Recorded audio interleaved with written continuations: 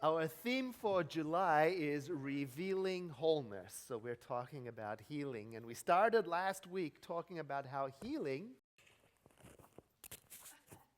may be thought of as revealing the natural wholeness of creation. In other words, wholeness is something that is already present. And so our work, well, your work, is to become aware of it. And we said last week that the way we do that is by training our minds to look at the perfection of the divine, to saturate our thinking with its wholeness until it crowds out every other kind of thinking. And all you're left with is a complete, solid, sure, definite feeling of a power greater than you are that is not only capable of creating wholeness, but is the inherent wholeness of creation itself. And not only that. Last week we talked about how important it is when we're dealing with this revealing of wholeness to stay open to any method that the divine may use to reveal itself, to be open to whatever leads to wholeness and happiness and well-being. In other words, not to be too controlling about how life should show up. So now you're all caught up to speed. That's what we did last week. And this week we're adding a new idea to the conversation from our founder, Dr. Ernest Holmes, who in this week's assigned reading from Living the Science of Mind wrote these words: "We must forever rid ourselves of the idea that it is the personal human who does the healing." Okay. Well, all right then. If it's not the personal human, it's not me, it's not you who does the healing, then who does the healing? Well, right here is where it's going to be helpful to quit thinking of a who and think instead of a what. Instead of the question, who does the healing, let's ask the question, what does the healing? And I'm going to answer that question at the very end of the message. Because we have to warm up to it, right? It's a big conversation. And I want to start off by saying, there's nothing wrong with thinking about the divine in a personal form. There's absolutely nothing wrong with imagining the divine as the father of creation or the mother of creation or in any other personal form. That's all good. It is, however, very helpful to separate divinity from any kind of human personality. Because humans are tricky little critters, right? They have moods, they have preferences, they have likes, they have dreams, they have aspirations, they have prejudices. They can be jealous, they can be zealous, they can be vengeful, they can be kind, they can be loyal, all over the place. You never know what to expect. Whew. I mean, just look at how we're dealing with the politics of our nation right now.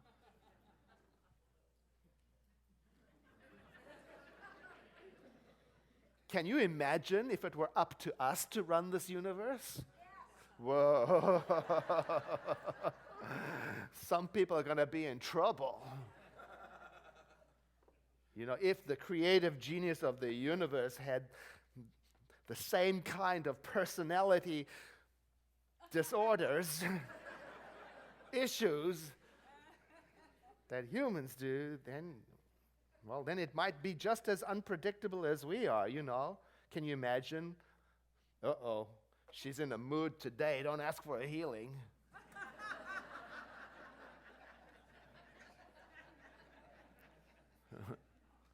Can you imagine the divine loving some because of their politics but not others? Preferring to reveal its wholeness to those people in this geographic location, with this color skin, with that gender, and on it goes, but not others. We would have no way of knowing what we're dealing with. I could see how we might get nervous.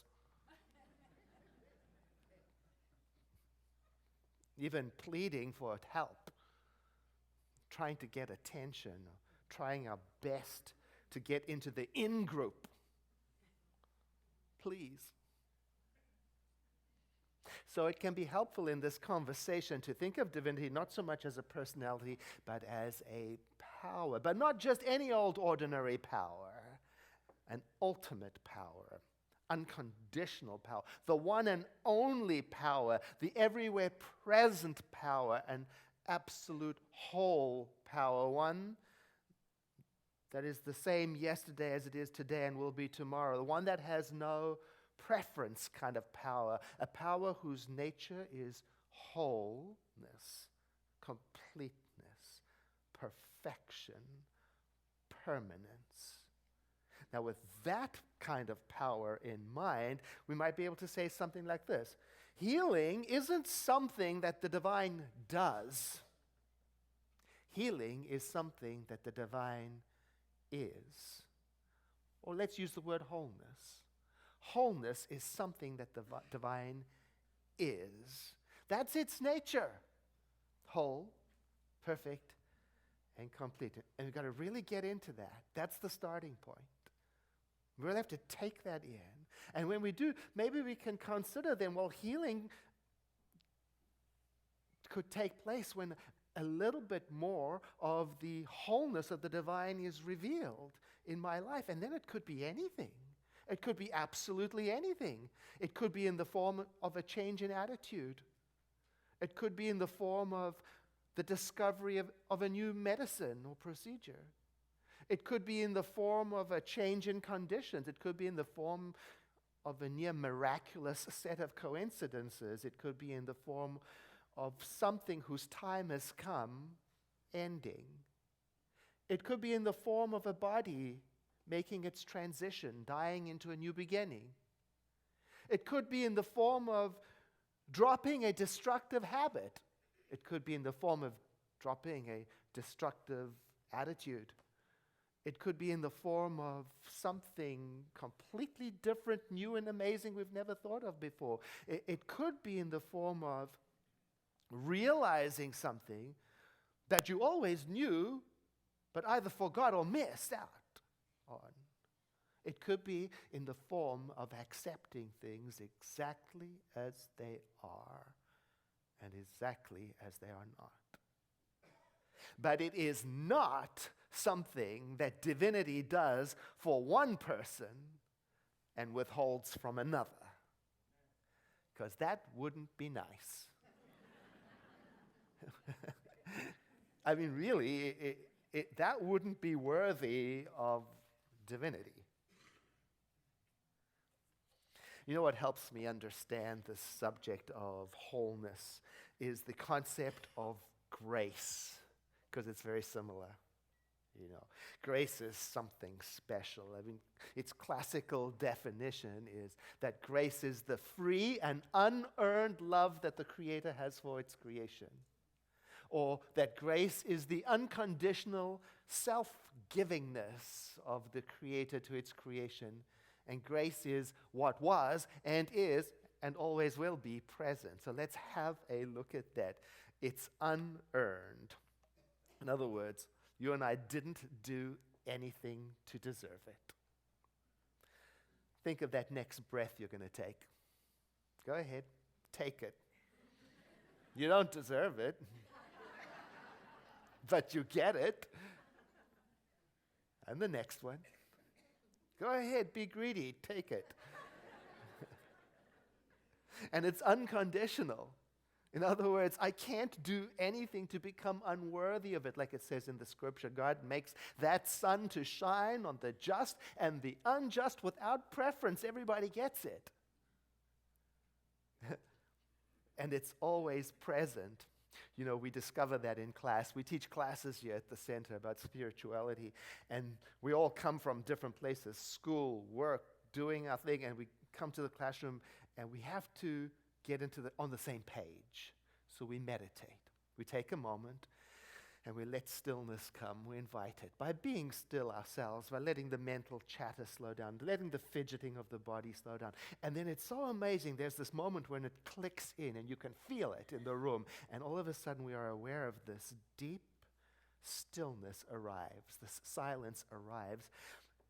And then we realize, wait a minute, that silence was always present. It was always available.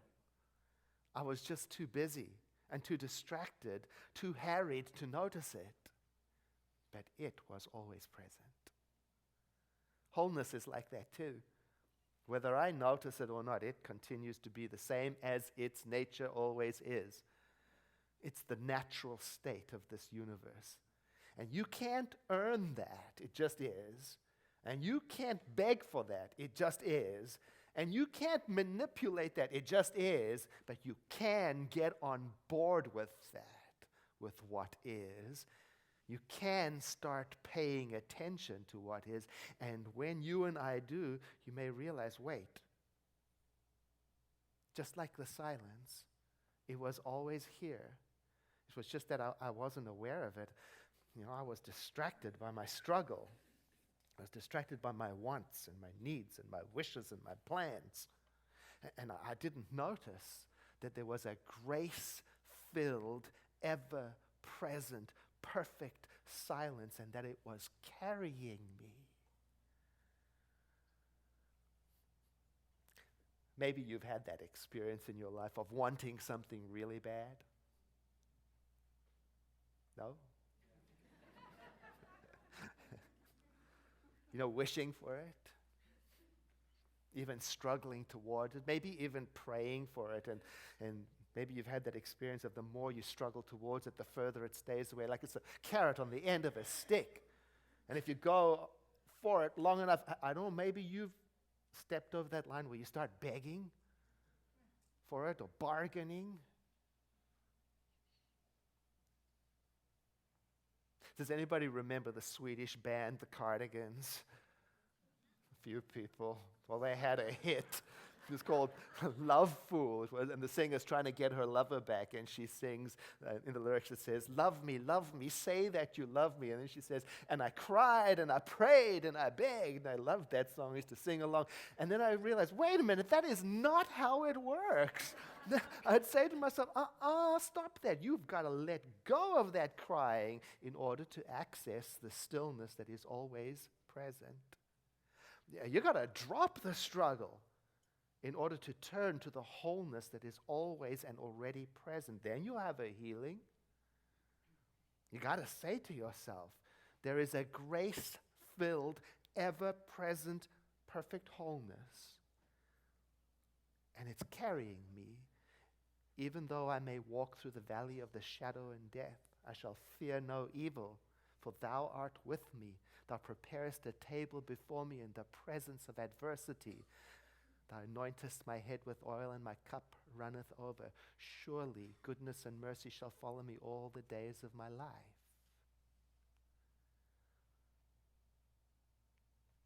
You probably already know that there is nothing more off-putting in relationships than whining and begging.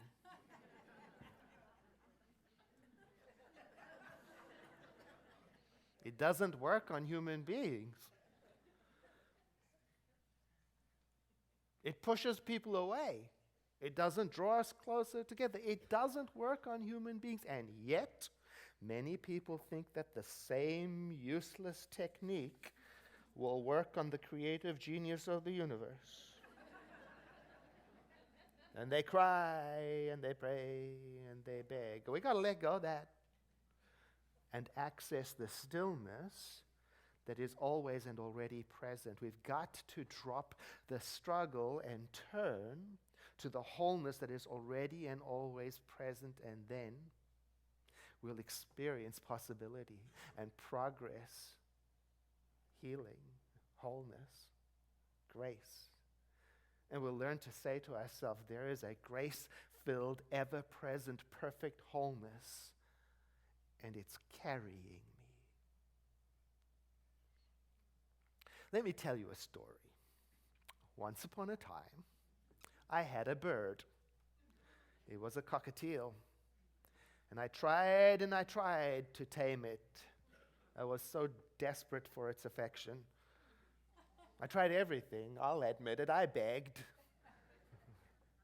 But the bird would have none of it. And the more insistent I became, the more withdrawn the bird became. And finally I got so furious, I said to it, I own you, I bought you, you owe me. That didn't work either. I realized what was happening and I dropped my struggle. And don't you know, the minute that I backed off, the bird started to sing. See, I wanted the bird to show up according to my picture of perfect. I wanted to sit on my finger and eat tasty morsels. The bird had its own idea of perfect. It didn't want to sit on my finger. It wanted to sing, and when it finally did sing, it released something. It revealed something amazing that had been hidden from me because I was struggling with a specific outcome in mind. And all the while, something wonderful was trying to reveal itself to me, a something wonderful that was better than my little lamb. There have been many things in my life just like that. How about you? Oh, maybe there's something in your life right now that you're reaching for. Oh, and you know, if it hasn't come yet, it doesn't mean that you're bad or that you're undeserving. It doesn't mean that you're a failure at metaphysics. It doesn't mean that the creative genius of the universe prefers somebody else's prayer. It may be, however, that there is some letting go that needs to take place. It could be. And letting go is not the same as giving up. No, it's that moment when the crying and the begging ceases. And in that same moment, we become aware of that which was always present. We become aware of wholeness.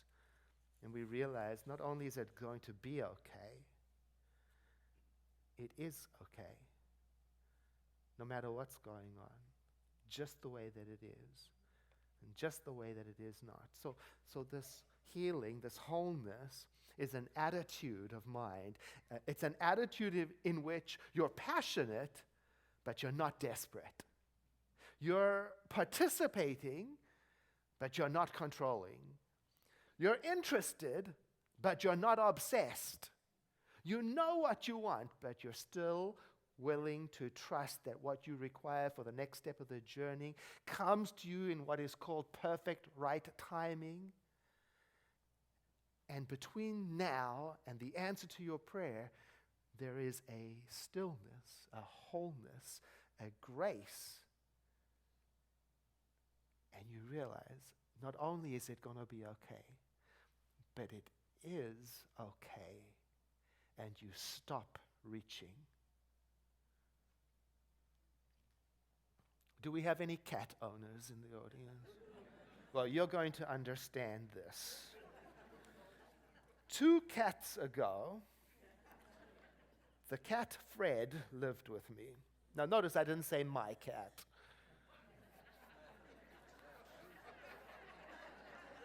Because it's very clear he just tolerated me. He taught me about surrendering to what is and accepting what is not. You know, he taught me, I come to you, you do not summons me.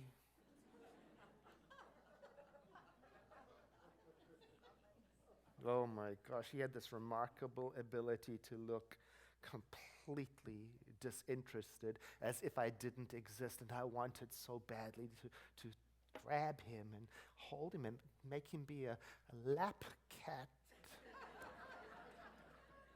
And he would sit millimeters out of reach, tormenting me. All I wanted to do was grab him, and if I was sneaky and reached out, he just, like a feather, jumped out of reach.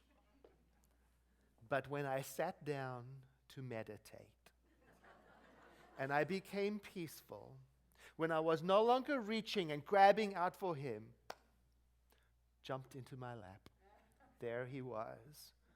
Yeah, I guess his name should have been Grace. You cannot get to him through begging. You cannot acquire him through bargaining. You cannot deserve him through good behavior.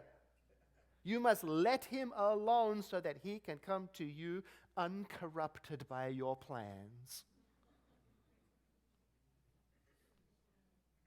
These examples of this push-pull paradox is all throughout spiritual life and spiritual learning. It's the same with prosperity learning. You know, if you're studying to open your mind to more prosperity, don't you know you cannot use giving to manipulate life into making you rich? You can't do that. Yet, you cannot receive until you give. You got to surrender to the flow of how things are. You have to clear your mind of the obstructions. You got to participate without being controlling. So, let's get back to the question we started with. Who, what does the healing? Some brilliant metaphysical teacher answered it for us. His name is Eric Butterworth. He said, God does not heal. God is wholeness.